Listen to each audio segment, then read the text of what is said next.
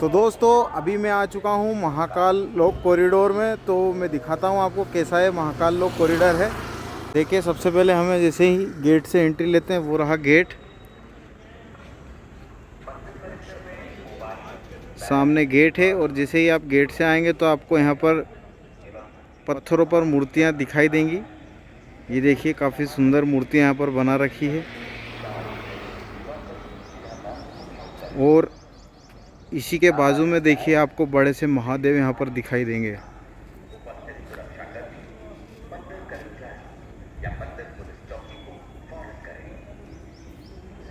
तो ये आप थोड़ी ही दूर चलेंगे तो आपको ये भारत माता मंदिर दिखाई देगा। तो सबसे पहले आप इसे विज़िट कर लीजिए। तो चलते हैं, हम दर्शन कर लेते हैं भारत माता जी के। तो अभी हम आ चुके हैं भारत माता मंदिर। और ये देखिए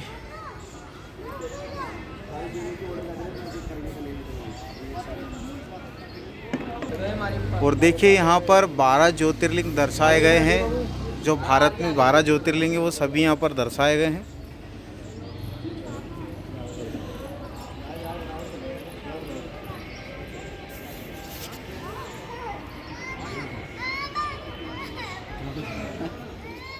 अब हम चलते हैं ऊपर की ओर। और आपको शायद पता होगा कि भारत माता कौन है। तो भारत को ही भारत माता कहा जाता है क्योंकि हमने इस धरती को जननी की संज्ञा दी है। भारत माता को देवी माँ के रूप में दिखाया जाता है। भारत माता से जुड़ी कुछ खास बातें हम जान लेते हैं। भारत माता को आमतौर पर लाल या केसरिया रंग की साड़ी पहनने और राष्ट्रीय ध्वज पकड़े हुए दिखाया जाता है। भारत माता को कभी कभी कमल पर खड़ी होती है और उनके साथ एक शेर भी होता है। और यहाँ मंदिर के बाहर देखिए कितना सुंदर फाउंटेन बनाया हुआ है। और ये फाउंटेन ही नहीं, पूरा का पूरा मंदिर ही काफ़ी सुंदर बनाया हुआ है। एक बार आप ज़रूर यहाँ पर आएँ। तो अभी हमने कर लिए भारत माता मंदिर के दर्शन। बहुत ही सुंदर मंदिर बनाया हुआ है। अब चलते हैं आगे महाकाल लोक कॉरिडोर में। और यहाँ पर हमें कुछ मूर्तियाँ दिखाई देंगी शुरुआत में ही। जैसे ही हम अंदर आएंगे, अंदर काफ़ी और भी मूर्तियाँ बनी हुई हैं, बड़ी बड़ी मूर्तियाँ बनी हुई हैं, तो वो भी हम देखेंगे।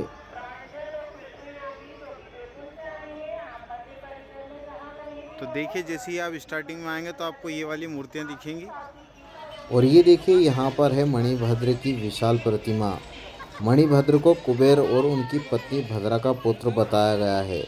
उनका एक भाई भी था जिसका नाम नलकुवर था। रामायण में मणिभद्र ने लंका की रक्षा के लिए रावण से युद्ध किया था, लेकिन वे युद्ध में असफल रहे। महाभारत में मणिभद्र का उल्लेख कुबेर के साथ यक्षों के प्रमुख के रूप में किया गया है। और यहाँ पर दर्शाया गया है समुद्र मंथन का वो सीन जब समुद्र मंथन के दौरान यहाँ से विष निकला था और महादेव ने उस विष को पी लिया था, उसको अपने गले में धारण कर लिया था, जिस वजह से महादेव का गला नीला पड़ गया था। शिव जी ने सृष्टि की रक्षा के लिए उस जहर का पान किया। और यहाँ पर वो वाला नज़ारा दर्शाया गया है जब शिव जी की बारात जा रही थी, उनकी शादी होने जा रही थी पार्वती जी से। ढोल नगाड़े और बाजे के साथ नंदी जी पर विराजमान महादेव की बारात। चंद्रशेखर महादेव भगवान शिव का एक अवतार है। चंद्रशेखर नाम संस्कृत के शब्दों चंद्र और शेखर से मिलकर बना है। चंद्र का मतलब है चांद और शेखर का मतलब है शिखा या मुकुट। भगवान शिव के सिर पर चंद्रमा होने के कारण उन्हें चंद्रशेखर कहा जाता है। भगवान शिव अपने चंद्रमौली रूप को धारण करके सबका मन मोह रहे थे। देवी मैना ने जब शिवजी का चंद्रमौली रूप देखा तो निहारती रह गई। उन्हें अपने नेत्रों पर भरोसा ही नहीं रहा। अगर आप चल चल कर यहाँ पर थक गए हैं तो यहाँ पर बैठने के लिए जगह भी है। और अगर आपको प्यास लगी है तो पानी पीने के लिए यहाँ पर मुफ्त में पेयजल भी लगा हुआ है। और देखिए यहाँ पर है श्री काल भैरव जी, उनकी विशाल प्रतिमा। महादेव के रुद्र रूप काल भैरव को तंत्र का देवता माना गया है, इसीलिए तंत्र मंत्र की साधना निर्विघ्न संपन्न के लिए सबसे पहले काल भैरव की पूजा की जाती है। पौराणिक कथाओं के मुताबिक शिव ने यमराज को मारा था क्योंकि उन्होंने अपने भक्त मार्कंडेय को मारने की कोशिश की थी। मार्कंडेय को शिव ने 16 साल के लिए अमरता का वरदान दिया। जब मार्कंडेय का वरदान खत्म होने वाला था तो यमराज उन्हें मारने आए थे। भगवान शिव ने अपने त्रिशूल से यम पर प्रहार किया और उनकी छाती पर लात मारी, जिससे मृत्यु के देवता की भी मृत्यु हो गई। और अब देखिए यहाँ पर शिव जी के पहले अवतार वीरभद्र, जिन्हें सबसे ज़्यादा उग्र रूप माना जाता है। वीरभद्र ने दक्ष प्रजापति का सिर इसलिए काटा क्योंकि दक्ष प्रजापति ने भगवान शिव का विरोध किया था और उनका उपहास किया था। दक्ष प्रजापति भगवान शिव के ससुर थे। और यहाँ पर जो प्रतिमा है वो काफ़ी भयंकर दिखाई देती है। अब आ गए हैं हम सप्त ऋषियों के एरिया में। सप्त ऋषि हिंदू धर्म में 7 ऋषियों को कहते हैं। इनके नाम है कश्यप, अत्रि, वशिष्ठ, विश्वामित्र, गौतम, जमदग्नि और भारद्वाज। सप्त ऋषियों को वैदिक धर्म का संस्था माना जाता है, जिनकी यहाँ पर विशाल मूर्तियाँ लगाई गई हैं।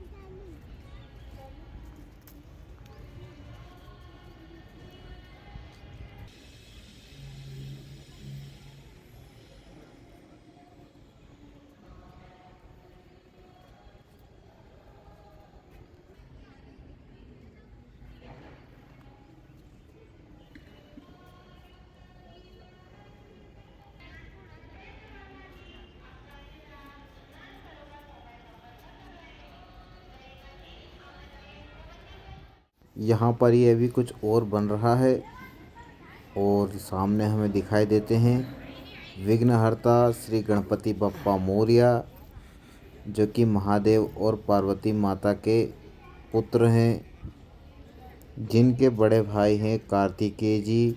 उनकी भी विशाल प्रतिमा यहाँ पर लगाई गई हैं। तो ये देखिए, ये रहे भगवान कार्तिकेय जी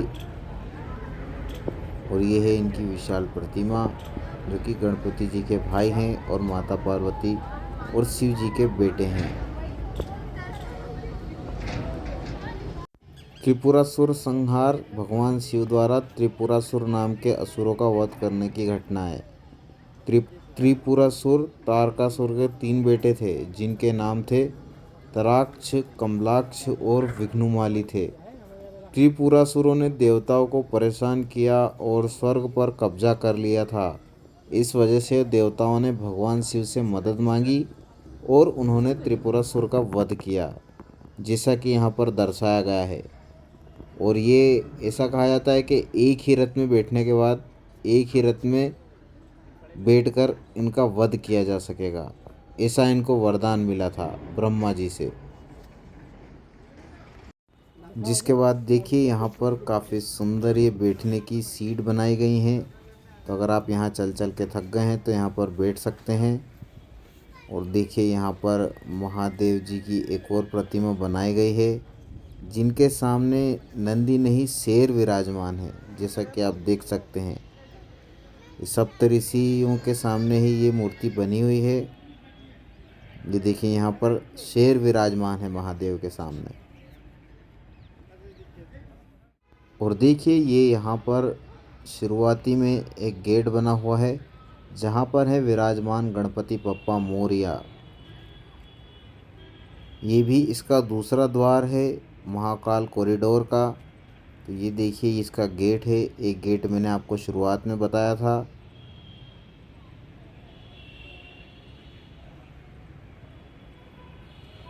काफ़ी सुंदर ये देखिए द्वार यहाँ पर बना हुआ है। अभी ये वाला द्वार ओपन नहीं है।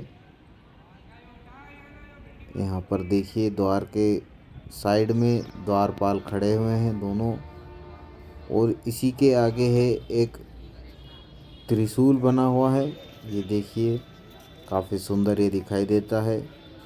यहाँ पर आपको फ़ोटो शूट करना बेहद अच्छा लगेगा, क्योंकि यहाँ पर फ़ोटो जो निकल के आती है बेहद ही खूबसूरत निकल कर के आती है। और उससे थोड़ा सा और आगे चलेंगे तो आपको यहाँ पर एक और त्रिशूल दिखेगा, लेकिन ये उससे बहुत अलग है क्योंकि इस त्रिशूल में लगा हुआ है चंद्र। और यहाँ की देखिए दीवारों पर काफ़ी सुंदर नक्काशी की गई है। यहाँ की दीवारों पर पत्थर लगे हुए हैं जिन पर सुंदर नक्काशी बनाई गई है। तो यहाँ पर देखिए महादेव और पार्वती हमें दिखाई देते हैं। काफ़ी सारी यहाँ पर नक्काशियाँ की गई है जो कि आपको आकर ही देखनी पड़ेगी। वैसे तो बहुत सारी है, मैं इस पूरे वीडियो में नहीं दिखा सकता हूँ क्योंकि फिर वीडियो बहुत बड़ा हो जाएगा। बाकी थोड़ी बहुत मैंने आपको दिखाई हैं तो आप देख लीजिए। और देखिए यहाँ पर 3 मूर्तियाँ लगी है, जिसमें से एक मूर्ति है ऐश्वर्य प्रदात्री श्री महालक्ष्मी जी की, दूसरी मूर्ति है विद्या की अधिष्ठात्री देवी सरस्वती जी की, तीसरी मूर्ति है पराशक्ति स्वरूप भगवती पार्वती जी की। दोस्तों इसी मूर्ति के सामने यहाँ पर कई कैफ़े बने हुए हैं जहाँ पे आप नाश्ता कर सकते हैं, सामने देख सकते हैं आप। और ये जो गाड़ी है इससे भी आप घूम सकते हैं। और यहाँ पर देखिए एक विशाल मूर्ति जो कि महादेव जी की है। इसी के बाजू में साइड में बने हुए हैं छोटे छोटे रेस्टोरेंट। अगर आप नाश्ता करना चाहें या फिर पानी की बोतल लेना चाहें तो आप यहाँ से ले सकते हैं। और यहीं से आपको गाड़ियाँ मिल जाएगी जिसमें बैठ कर के आप घूम सकते हैं। और ये देखिए एक विशाल मूर्ति यहाँ पर भी है, गणेश जी की एक और मूर्ति जो कि आप जब दर्शन करके निकलेंगे महादेव जी के तो दिखाई देंगी। और ये हनुमान जी की मूर्ति भी आपको तभी दिखाई देगी। ये शुरुआत का भाग है, जब आप दर्शन करके निकलेंगे महाकालेश्वर ज्योतिर्लिंग के तो आपको शुरुआत में ये सब दिखाई देंगे। और जैसा कि आप यहाँ देख सकते हैं पहली मूर्ति है श्री बटुक भैरव जी की, और दूसरी मूर्ति है क्रोध भैरव जी की, और तीसरी मूर्ति है संहार भैरव जी की, और चौथी मूर्ति है रूरू भैरव जी की, और पांचवी मूर्ति है श्री महाकाल भैरव जी की, और छठी मूर्ति है श्री भीषण भैरव जी की, और सातवीं मूर्ति है श्री चंड भैरव जी की, और आठवीं मूर्ति है श्री असीतगढ़ भैरव जी की, और नवीं मूर्ति है श्री कपाल भैरव जी की। पौराणिक कथाओं के अनुसार गजासुर एक राक्षस था जिसका सिर हाथी का था। वह महिषासुर का पुत्र था और अपने पिता की तरह ही अत्याचारी था।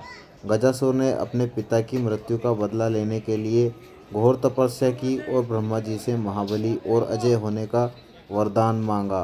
वरदान पाने के बाद गजासुर तीनों लोकों में आतंक मचाने लगा। भगवान शिव ने गंगा को अपनी जटाओं में धारण किया था। ऐसा उन्होंने इसलिए किया था ताकि गंगा का तेज बहाव पृथ्वी को नुकसान ना पहुंचाए। देखिए वही दृश्य यहाँ पर दर्शाया गया है, वही दृश्य बनाया गया है। काफ़ी सुंदर ये दृश्य है। यहाँ पर देवी पार्वती जी का भी स्टेचू बना हुआ है जिसके पीछे गणेश जी बैठे हुए हैं।